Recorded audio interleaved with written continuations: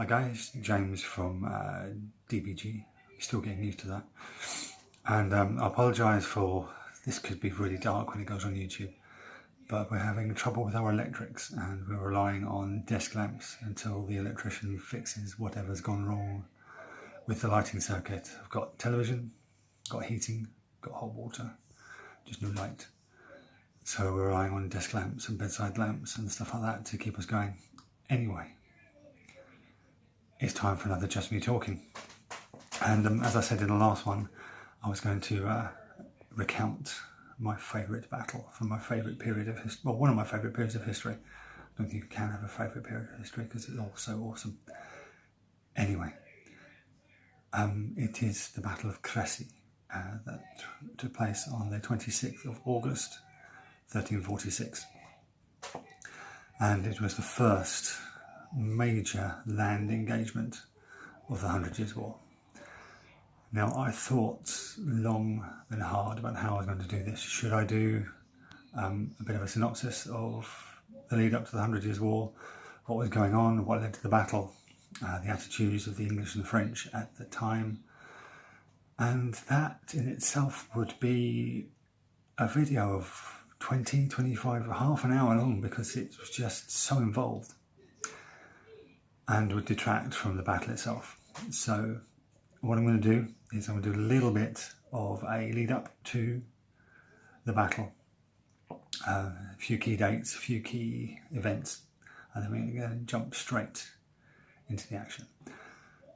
So, in 1337, Edward III of England decided that he should also be the King of France, because his mother was French, and he decided the succession would work just as well from his mother's side as well as the father's side. His father being Edward II, who was English, and the mother, I can never remember her name, it's Isabella, I think it's Elizabeth, I could be wrong. I should have really researched that. Anyway, she was French, daughter of the French king. So yes, he believed that he had a right to the French throne. He had a rocky start, had to fight against his mother and her lover to get his crown back. But anyway, I'm going to go off on a tangent again. Anyway, in 1337 he declared he was King of France, which was basically a declaration of war. England at the time had territory in France, in northern France, and was expanding all the time. And so from pretty much the start, the English adopted a style of warfare called the chevauchée, which basically meant that a group of mounted men-at-arms and archers would ride around the French countryside, basically terrorising, pillaging, and all that goes with that, the French villages and French towns, basically to prove to the French people that the French king couldn't protect them, and therefore they should rely on the English for protection. This didn't work very well, and just basically angered the French. And there was many small engagements, most of which the English managed to drive the French off with their war bows. Of course, there were English defeats, whatever. Then in 1340, the French navy was decisively defeated by the English at the Battle of Sulis. And naval battles at that time was basically you sail your boats at each other and do boarding actions until one side gives up. And thanks to a little bit of French stupidity and English good fortune, led to the French navy pretty much being non-existent by the end of the battle.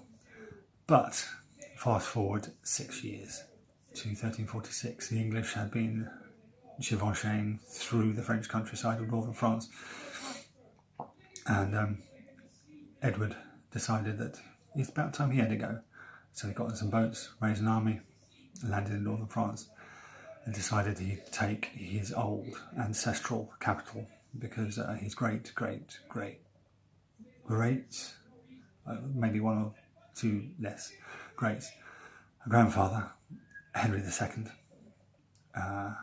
was from Caen. So he decided he'd take Caen.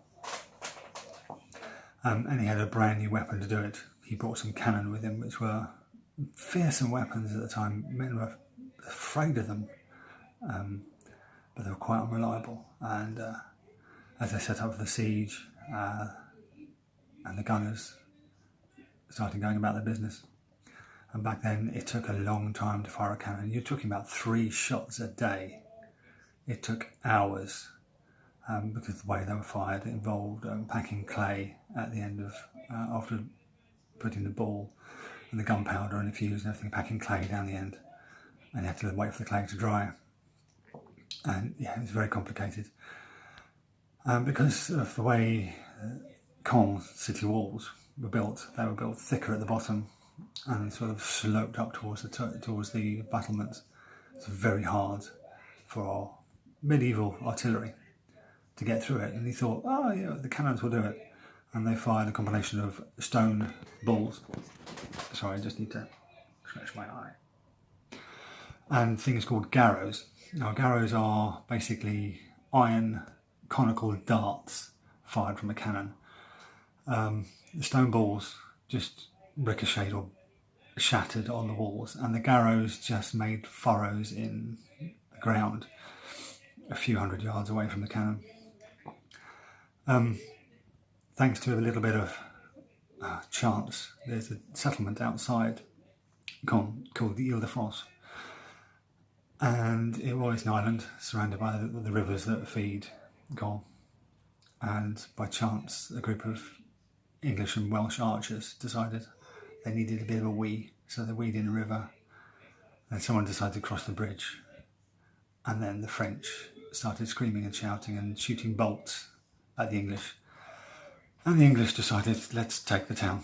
So an impromptu attack happened at the Ile-de-France, which pretty much left the town ravaged, devastated. There was people butchered left, right and centre. And for years afterwards, the bodies were still being washed up on the French coast and in Caen from all the devastation that the English caused at that. Anyway, after that, the French basically, the English couldn't get through the city walls.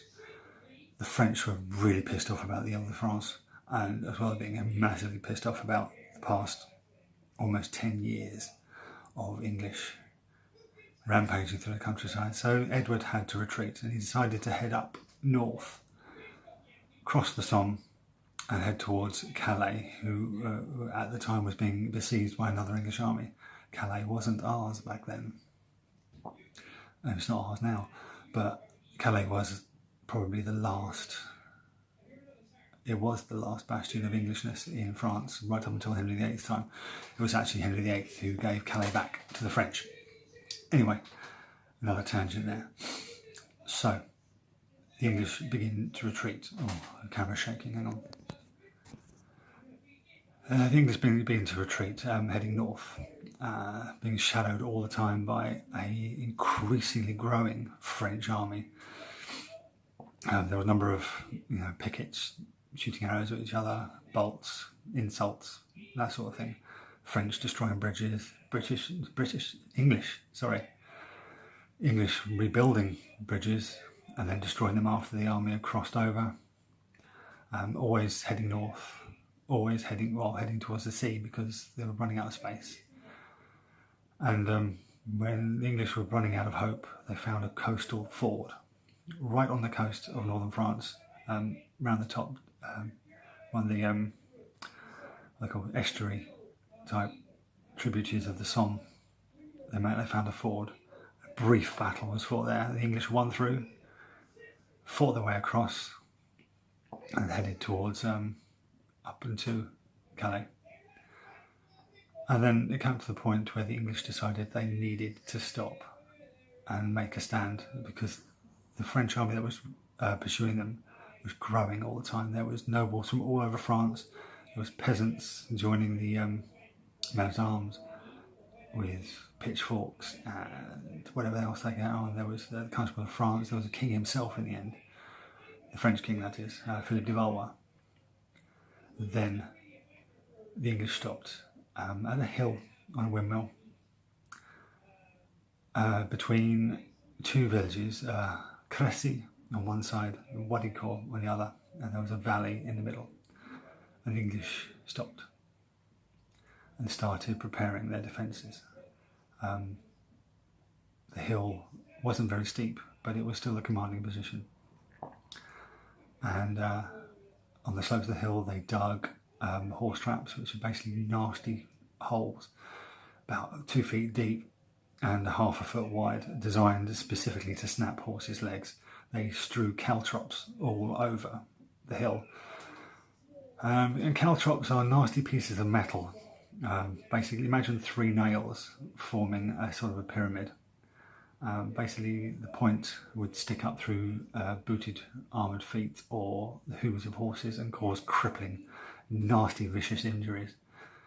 And then, obviously, when the horse or the man falls down, he falls onto the caltrops, which causing even more injuries. Anyway, they were doing this for a day. They had scouts out searching for the French army. The French army wasn't far away. And on the Saturday, the 25th of August, the French army appeared across the valley and began to form battle formations. The English set up their own formations. Edward split his army into 3 battles. One commanded by, what was his name? Earl of Leicester. He commanded the centre himself, and the right-hand side was commanded by his son, Edward, Prince of Wales, Earl of Woodstock, who would become the Black Prince.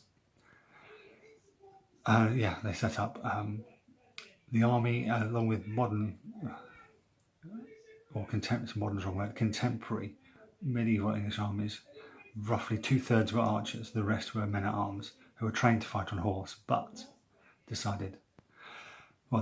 king ordered them to fight on foot to stop any wild cavalry charges that would expose flanks and invite disaster.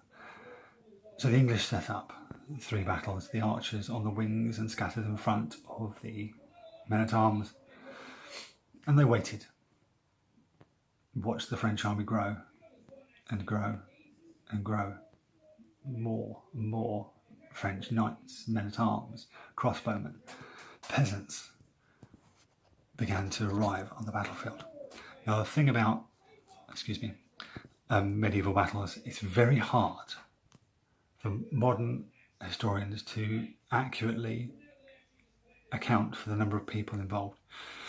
It's believed that the English at the Battle of Crecy numbered between 9,000 and 11,000, and the French anything between 20 and 100,000, depending on what chroniclers you read. So the average, everyone's believed that the French numbered around 40 to 45,000 and the English around 10,000. So the French heavily outnumbered them, roughly along the same sort of size as Agincourt. Now, as the French started to build, night fell, and then the rain started to fall.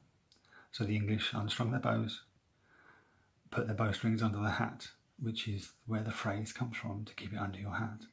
Or they put them down the front of their trousers to keep the bowstrings dry. They spent a miserable night being rained on. And in the morning, the French army was still arriving. There were still in formations. The French king was petitioned to start the attack immediately, but he wanted to wait for as many of his troops to arrive as humanly possible, because he wanted to prove these upstart English that French chivalry always won the day. So the day grew on. The English were standing at their positions, chatting nervously, drinking, eating the meagre rations that they had left, trying to keep their spirits up. And they're seeing this massive French force still arriving. Midday arrived, the sun was shining, the ground was beginning to dry out again, which was nice for the French.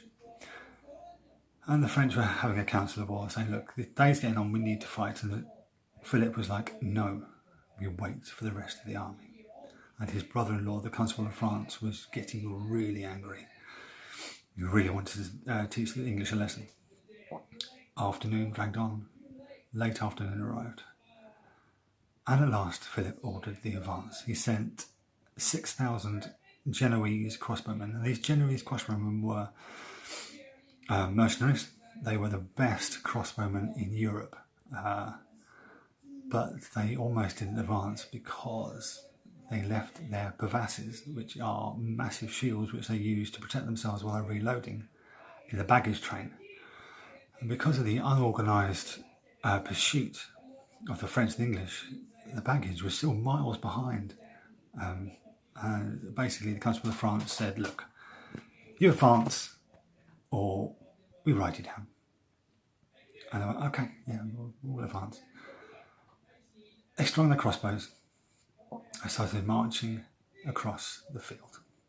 Just then, a vicious squall thundered down across the whole battlefield. Again, the English unstrung their bows, put the strings on their hats.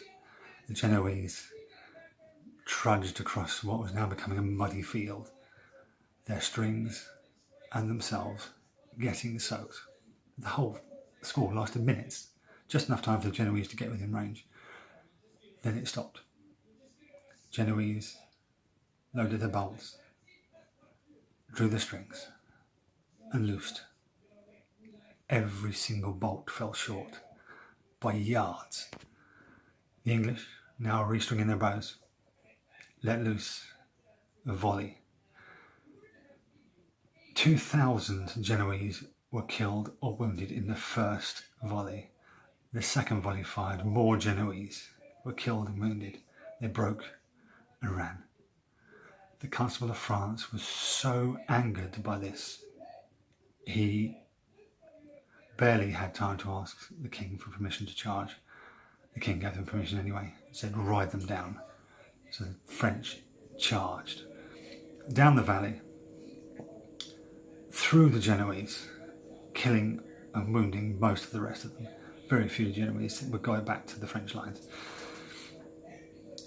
The English had their ready arrows, which were arrows stuck in the ground, pretty much where they urinated as well.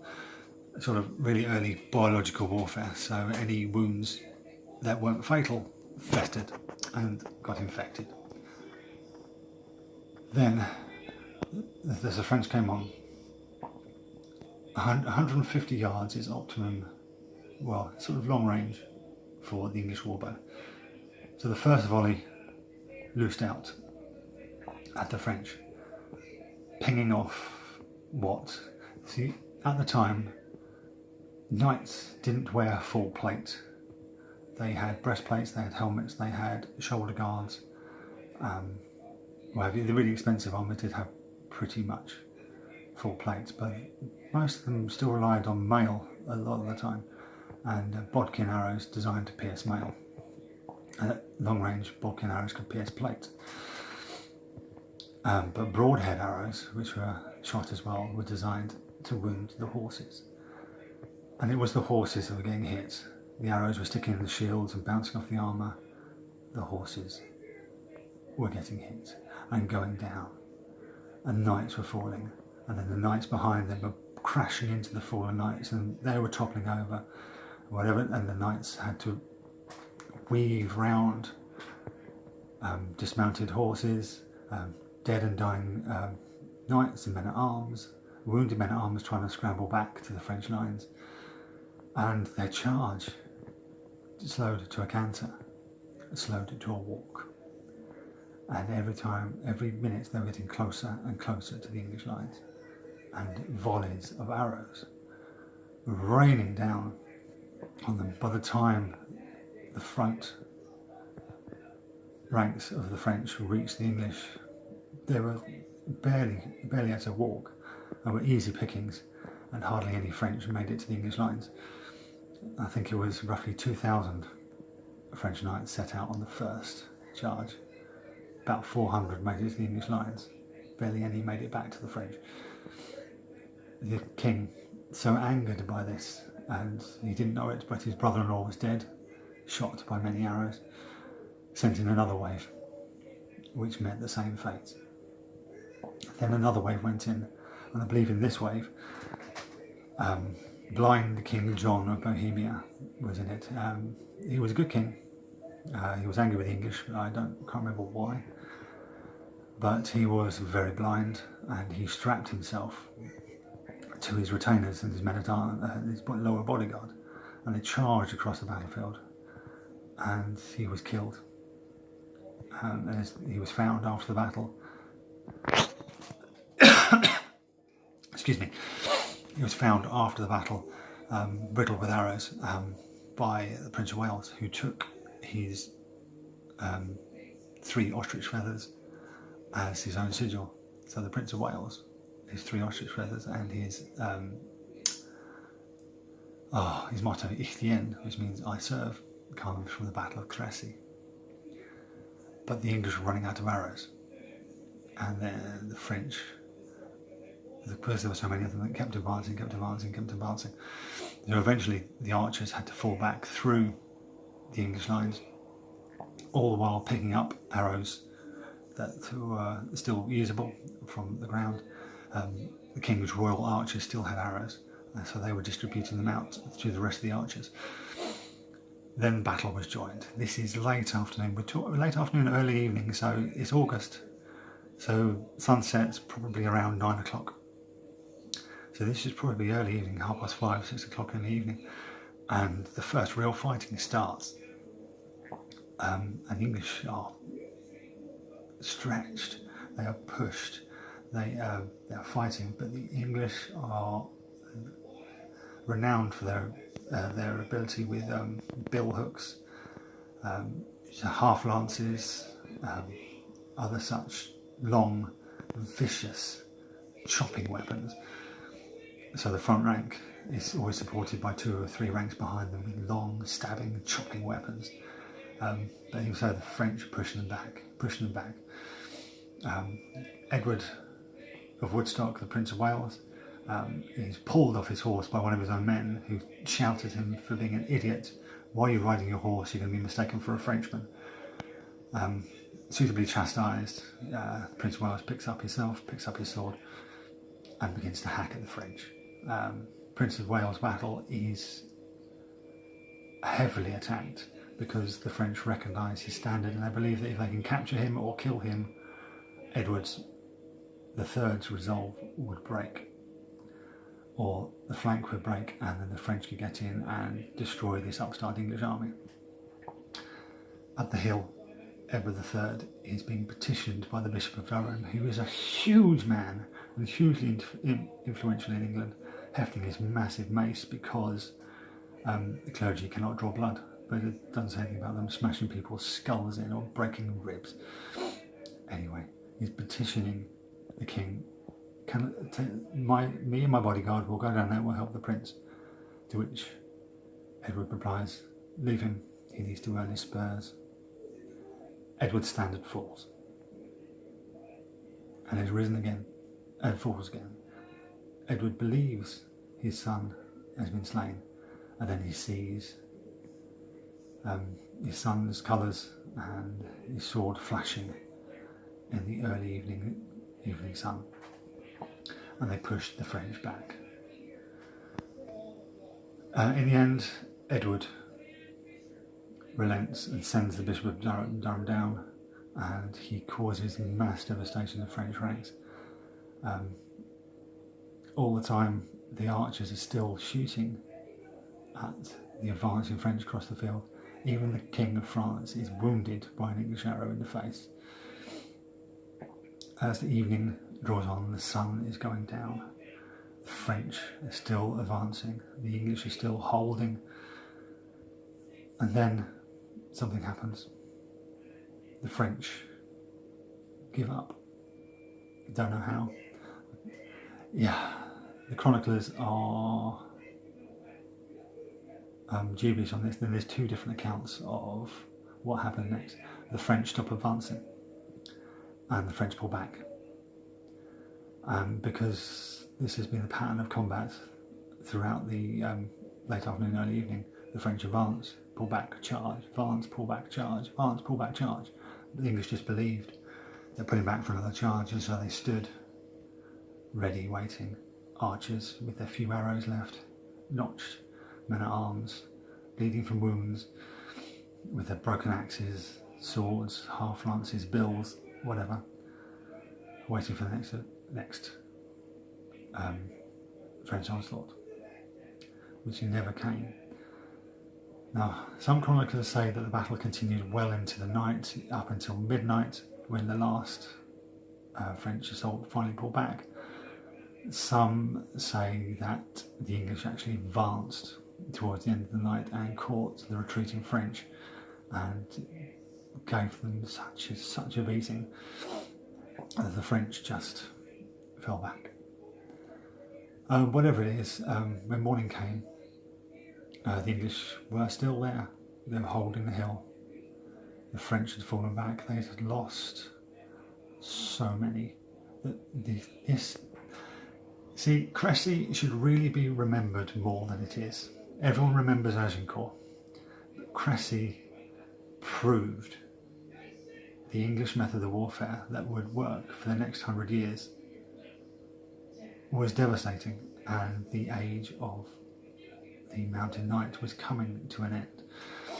I mean, for over 1,000 years, knights or mounted horsemen or heavy horse had been a devastating final phase of combat that would break an enemy, but not this day.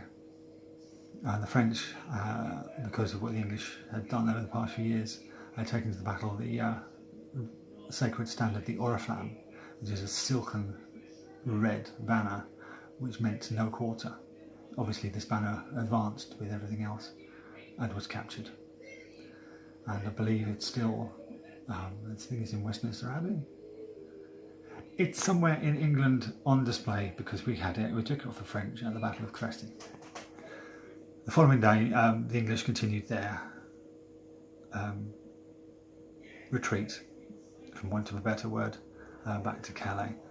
The French rearguard, or reinforcements, I can't remember which one it is, was caught by an English patrol and devastated by an English cavalry charge. And by the end of August, the English were at Calais and joined in the siege of Calais. And as Edward arrived, the Burgomaster, that's German, the mayor, let's call him the mayor, I can't remember what his actual title is, surrendered the city to Edward, and Calais was English for the next 400 years. So there you go, that is the Battle of Crecy. I personally feel a more important battle than Agincourt. Same sort of thing happened. At Agincourt, as it did in Crecy, there was rain, there was charges, there was arrows, and the French were defeated decisively. Casualties, the English, again, ranged from anything from 600 to 1,000. The French, anything from 5,000 to 15,000 dead. This is not counting the wounded. Again, chroniclers find it hard to work things out because they're relying on medieval texts which are slowly disintegrating and were written by people who were not actually there, or even 100 years after the battle. Yeah, so Crecy, the first massed land combat of the 100 Years' War, and it proved to the French that the English were no easy pushover, and the longbow is to be feared. Sorry, the warbow is to be feared. I hope you guys found this interesting. I hope I didn't bore you. Hopefully you're still with me. I mean, this is going to be a half-hour long video. As usual, guys, look me up on social media.